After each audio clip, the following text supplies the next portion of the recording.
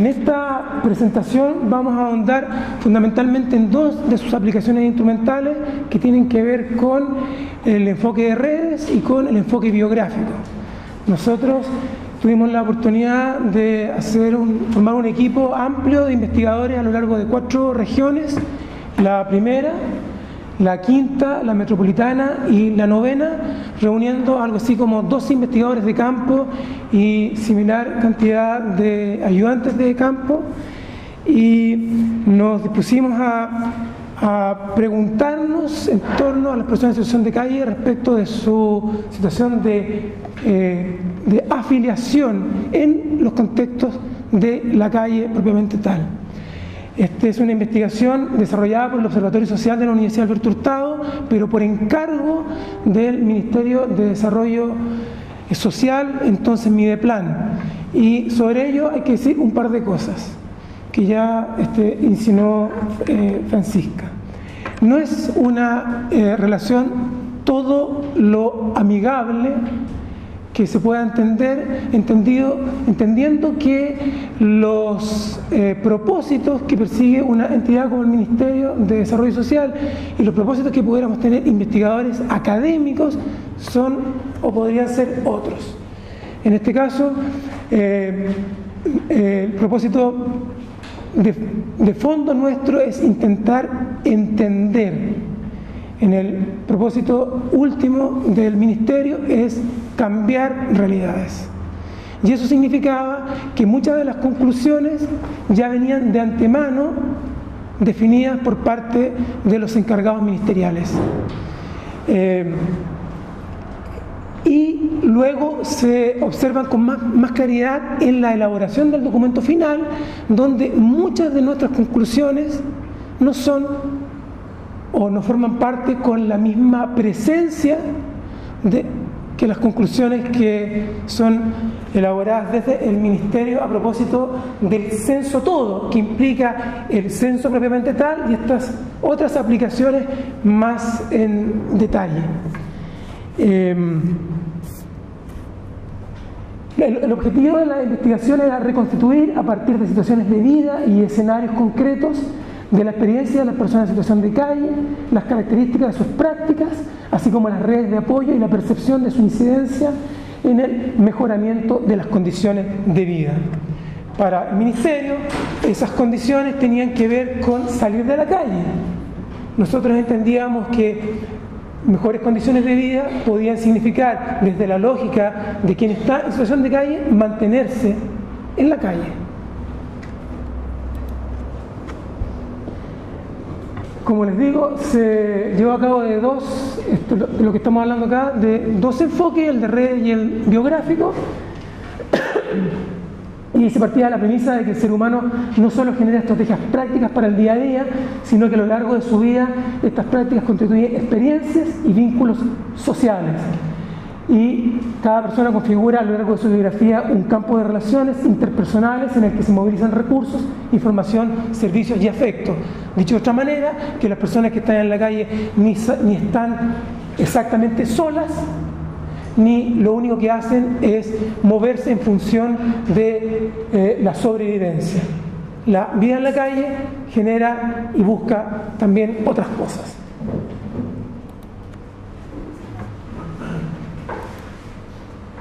Esa es la distribución de la aplicación instrumental, 4 regiones, 100 entrevistas individuales, 26 grupales y 6 relatos de vida. La aplicación de los instrumentos permitió ahondar en la experiencia biográfica a partir de la identificación de redes de apoyo institucionales, públicas o privadas, asociativas y personales. Se utilizaron 3 variables en lo sustantivo para poder definir la tipología de redes sociales que representaba de mejor manera a las personas con las cuales trabajamos. Son las variables de tamaño, prácticas y densidad. Muy resumidamente, tamaño corresponde a la distribución de las redes según la cantidad de puntos de apoyo que componen la red. Cada persona en su testimonio nos iba identificando una serie de contactos, sea personales o institucionales, sean presentes o de su pasado, que formaban parte de una base de datos respecto de los contactos o de los puntos de la red de una persona en situación de calle. Las prácticas eran aquellas acciones o actividades que las personas declaraban realizar con esos contactos. Podía ser una declaración explícita o bien implícita en el relato mismo, en la conversación que se efectuaba.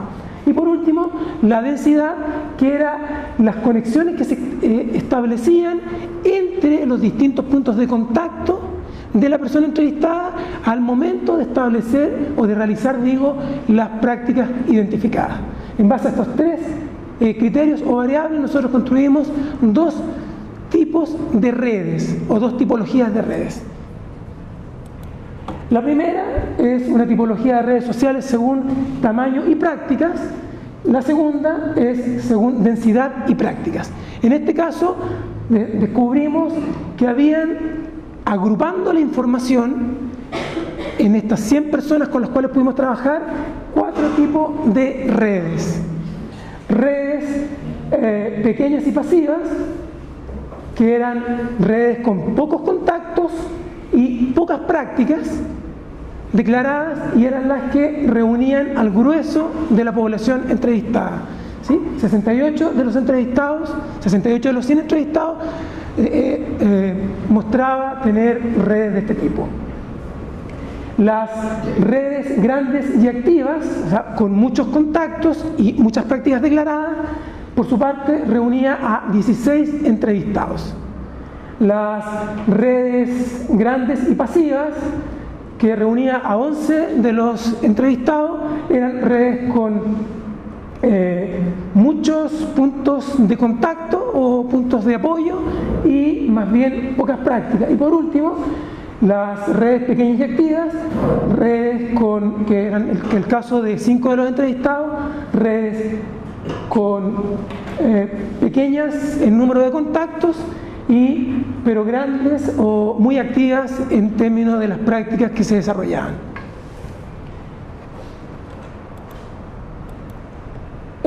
La otra tipología, que cruza las variables de densidad y de prácticas, descubre la existencia de 4 tipos de redes. Las redes difusas, las redes focalizadas, las redes integradas y las redes densas.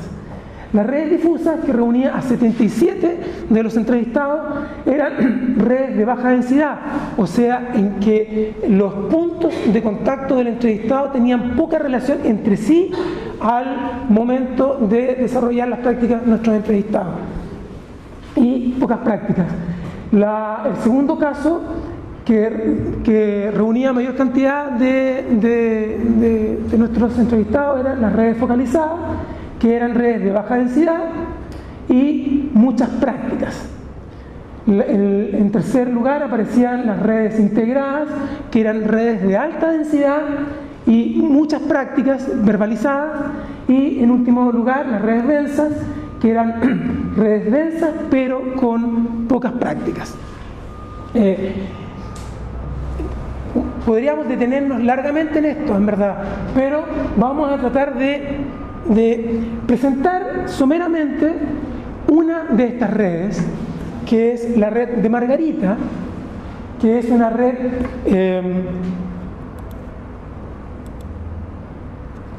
grande, o sea, en la primera de las tipologías es una red grande y activa, y en la segunda de las tipologías sería una red integrada. Margarita era una niña de 15 años, 15 o 17 años, de la ciudad de Iquique. Había nacido en Arica, en el sector del Morro, y tenía una historia que, aunque breve en años, muy contundente en experiencias. Había estado en la calle, se había ido tempranamente del hogar, había ya estaba viviendo en ese momento en un centro de apoyo a la infancia de la red pública, estaba reintegrada en el colegio, había dejado algunos de sus consumos, ya no robaba, había robado, y valoraba de muy buena manera en su testimonio, con 15 y 17 años, el estar en ese lugar y el estar haciendo lo que ella entendía que debía hacer una niña de su edad, que era jugar y compartir con los compañeros y estudiar.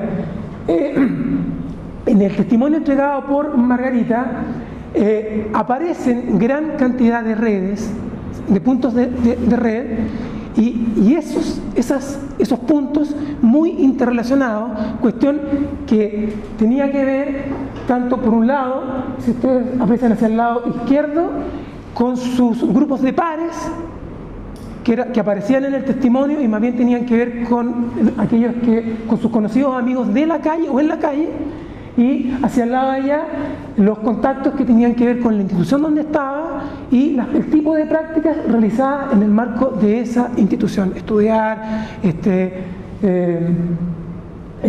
recrearse, comer, acompañar, ayudar, etc. ¿Sí? Esta es en lo que respecta al cruce tamaño y prácticas, es probablemente uno de mayor presencia, pero en lo que respecta al cruce densidad y práctica es de las redes más singulares que se pudieron apreciar. En verdad esto podríamos extendernos mucho más y podríamos presentar el caso de Edinson que venía a continuación, pero en honor al tiempo y a la salud de la misma presentación vamos a seguir con Guillermo, que continúa con el tema del enfoque biográfico.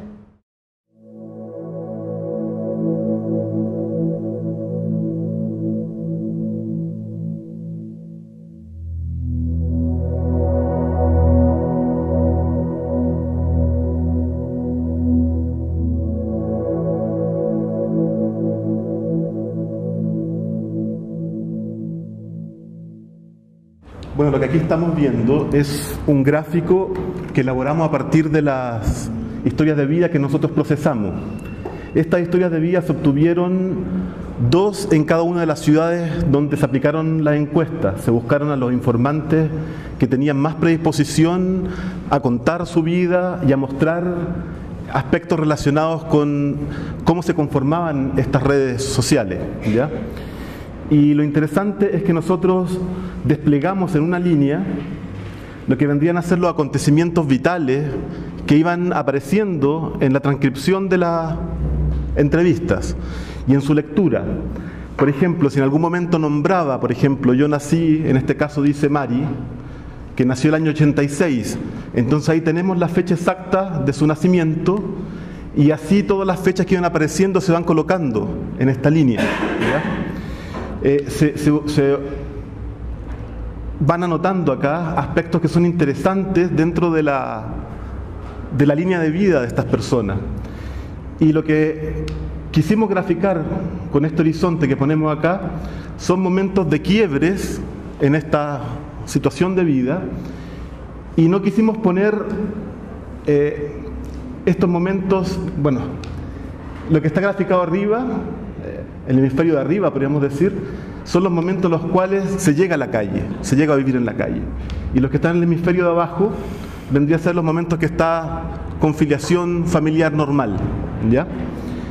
No quisimos graficarlo al revés, o sea, la calle abajo, para salir un poco del estigma que existe en la jerga muchas veces de la asistencia social, en la cual se habla de cuando una persona llega a la calle, cae en situación de calle. Entonces, para eliminar ese sesgo de la caída en situación de calle, preferimos graficarlo de esta forma. Si seguimos la línea de vida de Mari, por ejemplo, tenemos 6 ejemplos desarrollados, pero este es bastante sintético y nos sirve.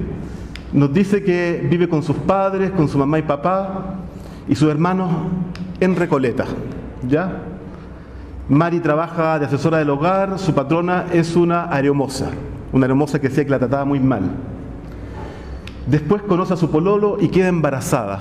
Esto no está fechado, pero después nos dice que la rechazan en su familia por haber quedado embarazada, pierde el trabajo y se va a vivir a la calle con su pololo el año 2004. Ahí lo pudimos fechar. Y ahí ya ella dice que está viviendo de lleno en la calle, deambulando por las calles, ¿ya? Su suegra nunca quiso y no quería que se fuera a vivir con su hijo, o sea, nunca tuvo un retorno en ese periodo a su hogar. Una señora le presta una pieza para vivir en Renca. Entonces ahí está una situación precaria de habitación, de allegada en una pieza, ¿ya? Después nace Diego, su primer hijo, en esta situación de allegada, y después queda embarazada de nuevo y nace su segundo hijo, Benjamín. Y así podemos ir desglosando estas líneas de vida que nos permiten en cierta forma ir contextualizando los procesos de conformación de estas redes, que podrían ser redes de apoyo o redes también de vinculación, tanto en el mundo formal de la institución familiar tradicional, así como también cómo se generan vínculos y reciprocidades en la situación de calle, que nosotros llamaríamos más bien vida en la calle, vida desplegada en la calle, ¿ya? Muéstrame por favor el otro gráfico. Acá yo tenía una biográfica de don José, ¿ya? Don José tenía 72 años al momento de la entrevista y cuenta una historia de vida pero sumamente interesante, que no voy a empezar a detallar acá en honor al tiempo, pero también muestra un derrotero, una línea de vida en la cual tiene constantes ires y venires entre la calle y establecerse, ¿ya? Pero finalmente, él decide quedarse a vivir en la calle. Este caso contrasta, Leo por favor, tírame la anterior, con el otro caso. En el otro caso, como podemos ver, finalmente en el 2012, Mari arrienda una pieza y está ahorrando para obtener el subsidio habitacional.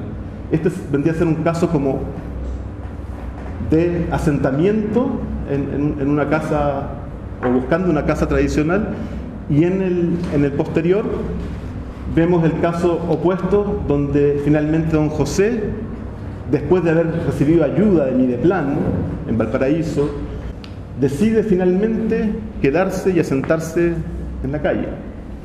Entonces lo interesante de esta forma del tratamiento y procesamiento de la información es obtener una gran cantidad de datos cualitativos que como ustedes ya saben son los que uno obtiene a través de los relatos en primera persona, testimonios largos, llenos de significación, y los podemos ir situando en una línea de tiempo y podemos ir destacando las vinculaciones que aparecen con distintas personas que nombran en la entrevista y las fechas.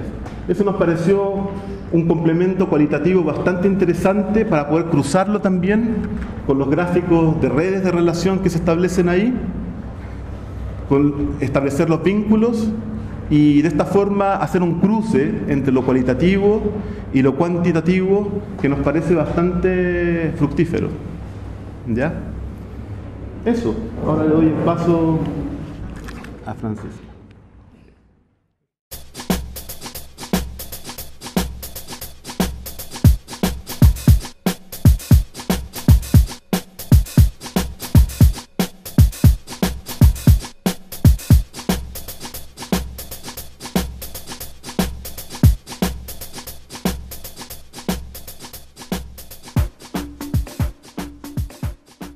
Quiero solamente mostrar esta primera cita de Kundera sobre la identidad, que yo creo que resume muy bien lo que ocurre en términos de las conclusiones respecto a por qué se llega a la calle. Una de las obsesiones del Ministerio de Desarrollo era que nosotros pudiésemos responder por qué la gente llega a la calle. No lo respondimos ciertamente, tenemos algunas pistas, pero no hay respuesta. Kundera lo grafica muy bien en su novela sobre la identidad. Dice: la noche había caído y la atmósfera se había enfriado. Allí, en la acera que bordeaba el parque, había un banco de madera. Se sentó. Se sintió muy cansado y tuvo ganas de estirar las piernas encima del asiento y recostarse. Pensó: seguramente se empieza así. Un día estiras las piernas encima del asiento de un banco, luego cae la noche y te duermes. Así es como un día te encuentras en el bando de los vagabundos y te conviertes en uno de ellos. Por eso controló el cansancio con toda su fuerza y permaneció sentado muy erguido. Es decir, hay un misterio siempre, la verdad, de por qué algunos resistimos adentro de las sociedades y otros, ¿cierto?, salen, ¿no? Salen y a veces con dificultad regresan, ¿no? Conclusiones. Se regresa, uno podría decir, para reconstituir redes, es decir, lo que no se encuentra en la sociedad sí se encuentra en la calle, ¿no? La reconstitución de la red social es una de las evidencias más importantes tal vez de esta investigación, y yo creo que en eso es novedosa. Todos reconstituyen una red social en la calle, incluso aquellos que parecerían más perdidos en términos psicológicos. 2, la reciprocidad. Estamos lejos de hablar de una red de la asistencia social, ¿cierto?, o del recibir.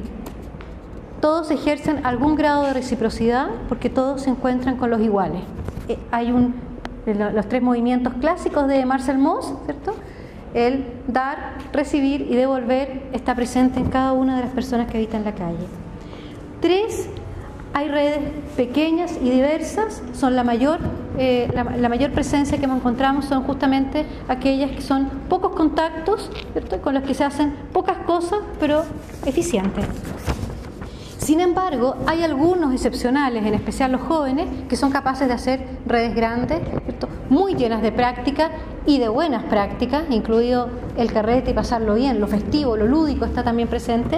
Son aquellos que logran hacer una comunidad de pertenencia en la calle. Ya no sé en cuál voy, 4. Una de las cosas que más sorprende, y también a mí de plan, hay que decirlo, es que en términos de los recursos que circulan por estas redes, el primer lugar en términos de todo lo que cuantificamos en este estudio cualitativo son los afectos, y solo en segundo lugar el alimento. Es decir, lo que circula en la red, lo que mantiene viva la red es la sociabilidad, el afecto, la compañía, la conversación, antes que el alimento, que ocupa el segundo lugar. Ciertamente, si hay alguna evidencia, es que en la calle se llega en general porque el lazo familiar, el vínculo que amarra al grupo de pertenencia más cercano se ha roto. Una separación, una disputa al interior del grupo familiar está a menudo a la base, y por tanto en la calle se llega a buscar la reconstitución de un lazo de pertenencia y afectividad. El alcohol y la droga solo es el punto del iceberg, ¿eh? No es la causa por la que se llega a la calle. Muchos de ellos ya había consumo al interior de su familia, es decir, como parte del malestar, ¿cierto?, y del sentimiento de soledad que ya los afectaba estando en su hogar. Por tanto, nada más errado uno podría concluir en términos de política es pensar que aquí es un asunto de drogadicción y alcoholismo lo que finalmente los lleva. A menudo uno podría decir la drogadicción y el alcoholismo lo sostienen en la calle, ¿cierto?, y de los males de la calle. Los jóvenes fueron una gran sorpresa. La calle es una posibilidad abierta al mundo, es leída como una posibilidad abierta al mundo. Por tanto, todo el esfuerzo del Senam y de otros organismos por introducirlos a estas instituciones tienden a fracasar. Siempre se vuelve a la calle. Se vuelve a la calle porque en la calle está la libertad y las posibilidades del mundo. Distinto es cuando se empieza a envejecer, estamos hablando de 30 años en adelante, es decir, cuando aparecen los hijos. En el mundo de los adultos, que yo creo que queda más claramente, con el caso de Mari, visible los limitantes estructurales.